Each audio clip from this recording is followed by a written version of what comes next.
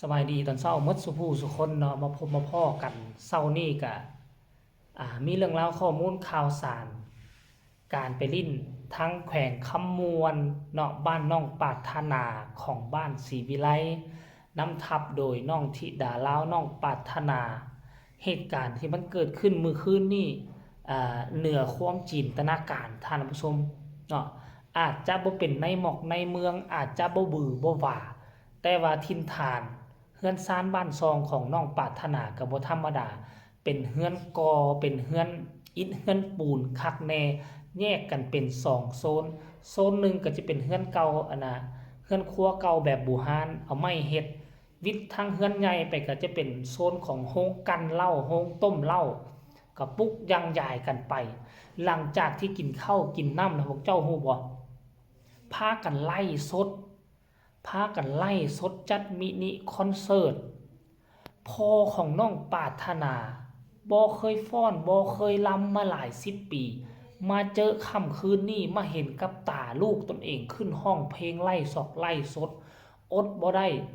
ลุกขึ้นฟ้อนเยาะฟ้อนยองทานผู้ชม FC แฟนคลับสิ่งที่มันเกิดขึ้นและมีอีกสิ่งหนึ่งหลังจากได้ยินเสียงเพลงดังกระชอนออกจากบ้านไปคนบ้านใกล้เฮือนเคียงน่ะหลังต่อๆกันน่ะพากันย่างเขามาเบิ่งป้าเฮือนซุมนี่เขาพากันเฮ็ดหยังเขาพากันมีงานอีหยังว่าซั่นได้ย่างมาคนหนึ่งมาแล้วคนสองมาคนสามมามันนั่งอยู่โต๊ะหินนั่นเบิ่งเขาไล่สดห้องเพลงเบิ่งแม่เป็นครั้งแรกของคนบ้านนี้ที่เห็นคนมาไล่สดจัดมินิคอนเสิร์ตแบบเต็มหูเต็มตาที่ผ่านมาก็เคยเบิ่งแต่โทรศัพท์ผู้นั้นไล่สดผู้นี้ไล่สดผู้นั้นห้องเพลงทั้งการไล่สดเห็นอยู่แต่แอปฟ้าแต่มาบัดนี้ได้นั่งเบิ่งโตต้นและเขาก็ฮู้จักน้องธิดาลาวดีน้องปาดบ่ให้เว้าอันนี้เป็นบ้านของน้องปาดฮู้จักธิดาลาวดีทุกคนเอ้ยแล้วหลังจากนั้นมันเกิดหยังขึ้นนั่งท่าจนทีมงานของพ่อผู้ไล่สดแล้ว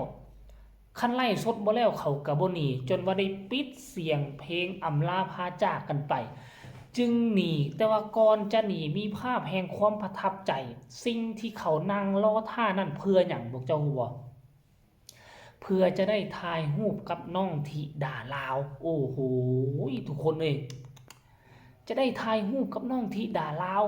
นั่งจนดึกจนดื่นปกติคันอยู่แถวชนบทอยู่แถวบ้านนอกคั่นน่ะเนาะ8 โมงนี่เขาสินอนแล้ว8 โมงคัน9 โมงถือว่าดึกแล้วได้9 โมง10 โมงบางคนนอนตื่นนึงแล้วแต่ว่าค่ำคืนมื้อคืนนี้มันพิเศษศิลปินโด่งศิลปินดังประจำประเทศมาเยี่ยมยามบ้านเขาเจ้าบ่หลับบ่นอนนั่งท่ารอคอยอยู่ท่านผู้ชมเอ้ยอยากให้ทุกคนไปชมภาพบรรยากาศนี่ตอนพอน้องปาดฟ้อนลำเต้นดีอกดีใจและ FC แฟนคลับลังไหลกันเข้ามาขอถ่ายรูปชมคลิปนี้แล้วจังมาพ้อกันในช่วงต่อไปชมพร้อมๆกันเลยเกี่ยวมาเด้อบัดนี้เป็นเขาบ้านน้องปรารถนาค่ะมานี่กับเขาสุดยอดนะแม่เนาะจุดเต็มตัว เอ้ยเต็มโต๊ะจนล้นโต๊ะค่ะช่วงนั้นจะจนแบบยิ้มกันค่ะยิ้มกันแล้วกินข้าวกินน้ำกันแล้วค่ะมีแต่แนวแสบๆเด้อค่ะเพลงกับมีฟังบ่อมมันธรรมดาเด้อร้านอาหารค่ะแซ่บๆค่ะ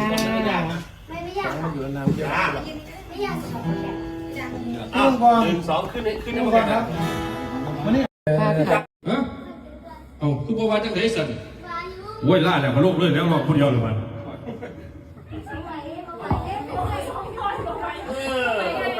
ว่าต้องปั่นเนี่ย เอาเปิดเอากันพวกมัน เฮ้ยไหน ยังมาวิ่งกันก่อน จะท่านตามมังขอนะคะ สาวบ้านเกิดเมืองคอยคนดีที่ทรงพี่น้องเขานอนค่ะ อย่าล่ำล่าบางอย่าง ขอให้พี่น้องน่ารักพันดีกันสุขุสุขคนนะคะ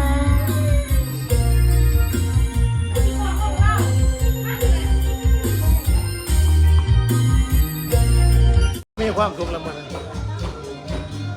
บ่เคยฟ้อนแต่ยักเทียครับครั้งแรกในชีวิตเราโอ้ยโอ้ขาวธิดาลาวค่ะที่วัดลงไหลวัดขาวธิดาลาวค่ะอยู่กับธิดาลาวบ้านFCด้วยค่ะเด้อผมมารอถ่ายธิดาลาว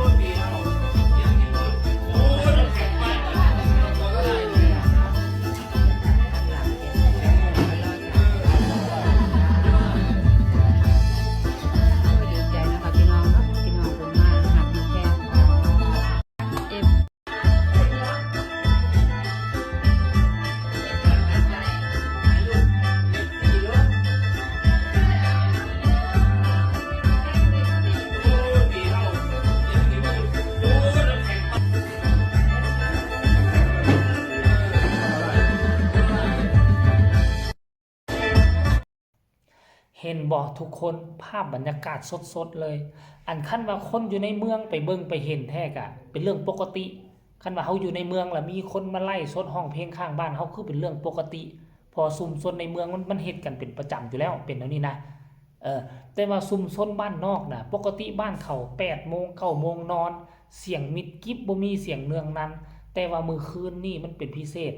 มีเพลงแล้วก็มีการเว้าการจาการไล่สดอยู่หั่นทางเฮือนใกล้เฮือนเคียงก็สิเปิดประตูปองเยี่ยมเปิดประตูหน้าต่างมาเบิ่งได้โอ้เขาเฮ็ดหยังวะ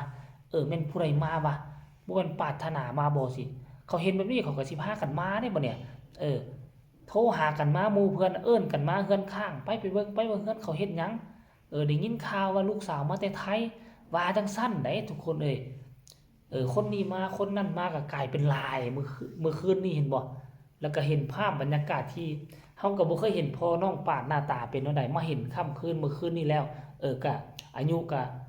อยากแก่เติบพ่อน้องปาดก็ที่สูสีกับตาวังเพิ่นบ่ทุกคนเลยเนาะเพิ่นก็เป็นคนที่บ่ค่อยมักปากตามที่เบิ่งสีหน้าท่าทางแต่ว่ามื้อคืนนี้เพิ่นอดบ่ได้ลุกขึ้นฟ้อนย้อนใส่บทเพลงลูกสาวเพิ่นแล้วก็ทั้งพ่อทั้งแม่ทั้งญาติพี่น้องก็พากันมานั่งยิ้มอมยิ้มอยู่ทางอันน่ะ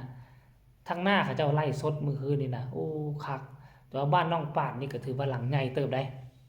หลังใหญ่มีโซนให้จัดอันม่องไล่สดคักแน่ทางด้านหลังก็เป็นโซนของโรงกันเหล้าทางข้างก็เป็นทงนอกทงนา